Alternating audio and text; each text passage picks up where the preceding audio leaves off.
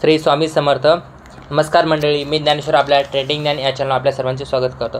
आज आपण एकादशी श्राद्ध या विषयीची माहिती पाहणार आहोत। एकादशी श्राद्ध या तिथीला श्राद्ध करावे का? सर्वत्र म्हणजे सगळीकडेच पितृपक्ष, श्राद्ध पक्ष, पूजन, जेवण, नैवेद्य चालू आहे। या पंधरवड्यातील एक तिथी येते, ती म्हणजे एकादशी श्राद्ध तिथी। तसेच शुक्रवारी ही येते 27 सप्टेंबरला ही एकादशी श्राद्धाची तिथी आलेली आहे। आपण श्राद्ध घालावे का असा प्रश्न आपणास जर पडला असेल तर याचे उत्तर या व्हिडिओमध्ये मी तुम्हाला देणार आहे। एकादशी तिथीला उपवास केला जातो।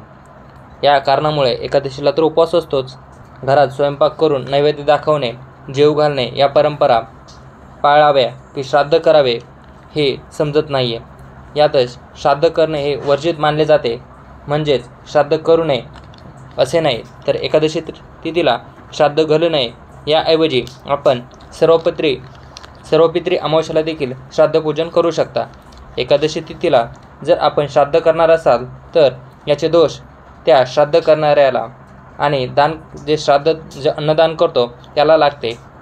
या एकादशी श्राद्ध तिथीला जर आपण ब्राह्मण जेवू घालत असाल तर त्यांना फक्त उपवासाचे किंवा फलाहार द्या, म्हणजे फळं खायला द्यावेत। एकादशी तिथीला तांदूळ किंवा अन्न बाकी दान देऊ नये, तांदळाचा भात करू नये असे शास्त्रात सांगितले आहे। आणि श्राद्ध घालताना खीरही तांदळापासून बनवली जाते, वरण भात बनवला जातो, त्यामुळे ते तांदूळ तर लागतातच, मग नैवेद्य म्हणून करावेच लागतात हे। परंतु एकादशी तिथीला तांदूळ स्वयंपाकात वापरू नये म्हणून आपण एकादशी तिथीला एकादशी श्राद्ध हे द्वादशी श्राद्ध या तिथीला देखील करू शकता। परंतु पितृंना नैवेद्य आपण बनवू शकता, परंतु आपण फक्त खाऊ शकत नाही, कारण एकादशी तिथीला हे वर्जित मानले आहे। आपण पिंडदान करू शकता, गाईला, कुत्र्याला, मुंग्यांना, कावळ्यांना, पक्ष्यांना खायला द्या।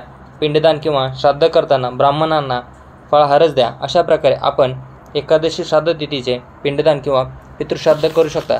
चला तर हा व्हिडिओ तुम्हाला एकादशी श्राद्धाविषयीचा कसा वाटला हे कमेंट करून नक्की कळवा, आणि आपल्या घरी कुठल्या तिथीला श्राद्ध होते हे तुम्ही कमेंटमध्ये सांगू शकता।